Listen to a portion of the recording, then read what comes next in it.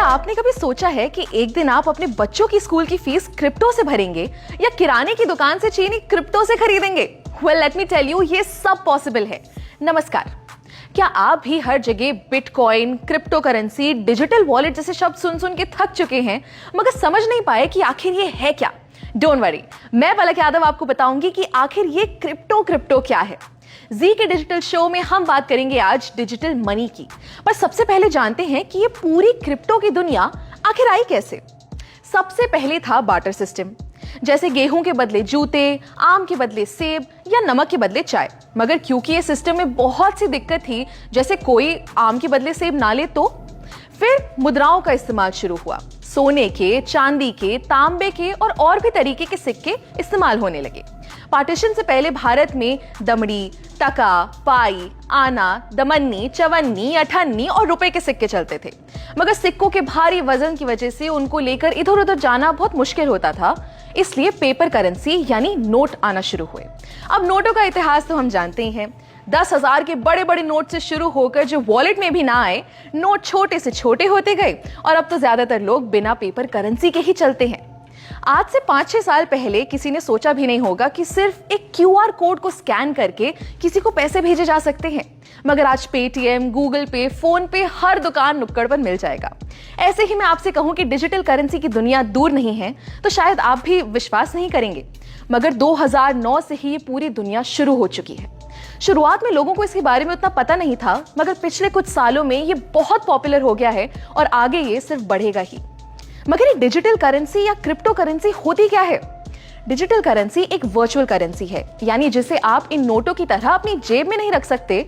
ये हमारे online wallet में रखी जाती है, यानी बिना किसी झंझट के आप इसे कहीं से भी एक्सेस कर सकते हैं। अच्छा, इसी का दूसरा नाम कह सकते हैं क्रिप्टो करेंसी।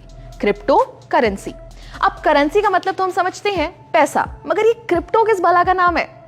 क्रिप्टो मतलब छुपा हुआ या जो सीक्रेट हो, यानी कि आप क्रिप्टो करेंसी से अपने पैसे की जो भी ट्रांजैक्शन करेंगे या लेन देन करेंगे वो सब छुपा हुआ होगा और सिक्योर होगा। ये क्रिप्टो करेंसी का चलन 2009 में शुरू हुआ, जब सबसे पहली बार सातोशी नाकामोटो नाम के एक आदमी ने वर्चुअल करेंसी बनाई। अब इसका नाम हम सबने कहीं ना कहीं सुना ही है। जी हाँ, बिटकॉइन। बिटकॉइन आज की डेट में इतनी बड़ी क्रिप्टो करेंसी बन चुकी है कि आप मानेंगे नहीं कि कई बड़ी बड़ी कंपनीज आज बिटकॉइन से पेमेंट्स लेती हैं। एक मजे की बात बताऊं, अगर आपने 2009 में एक बिटकॉइन खरीदा होता तो आज आपके पास बिना कुछ किए बैठे बिठाए करीब 16 लाख रुपए होते। मगर आज इथेरियम, डॉजकॉइन, टेथर जैसी 19,000 क्रिप्टो करेंसीज बन चुकी हैं।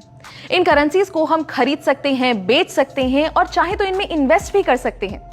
अब ये तो हम समझ गए कि क्रिप्टो करेंसी एक तरीके के ऐसे पैसे हैं जिन्हें हम छू नहीं सकते, मगर अगर हम इनसे खरीदेंगे या बेचेंगे तो इसे कोई कंट्रोल कर रहा होगा क्या? जी नहीं। यही खास बात है क्रिप्टो करेंसी की। इसे कोई थर्ड पार्टी जैसे कोई बैंक या कोई सरकार कंट्रोल नहीं करती, यानी कि ये डिसेंट्रलाइज्ड होता है। पूरे ट्रेडिशनल बैंकिंग सिस्टम को तोड़ते हुए क्रिप्टो की ट्रांजैक्शन सीधे एक वॉलेट से दूसरे वॉलेट में होती है। क्रिप्टो करेंसी को पहले उतनी मान्यता नहीं मिली थी। भारत जैसे कई देशों में इसका इस्तेमाल बैन था, मगर धीरे धीरे बहुत से देशों में ये लीगल हो चुका है। मार्च 2020 में भी इंडिया ने क्रिप्टो करेंसी से बैन हटा दिया। यहां तक कि हमारी फाइनेंस मिनिस्टर निर्मला सीतारमण ने 2022 के बजट में डिजिटल रुपी लॉन्च करने की बात की है। जी हां, भारत की पहली डिजिटल करेंसी। आरबीआई द्वारा लॉन्च की गई ये करेंसी रुपये के बराबर होगी और इसे फिजिकल करेंसी से एक्सचेंज किया जा सकेगा। है ना कमाल की बात? दोस्तों, क्रिप्टो की ये दुनिया जितनी बड़ी है उतनी ही इंटरेस्टिंग भी है, तो इनके बारे में हम जितना जाने उतना कम रहेगा। अगली वीडियो में हम आपको बताएंगे क्रिप्टो से जुड़े एक बहुत अहम चीज के बारे में जिसका नाम है ब्लॉकचेन। तब तक के लिए स्टे ट्यून्ड और देखते रहिए जी न्यूज़ डिजिटल।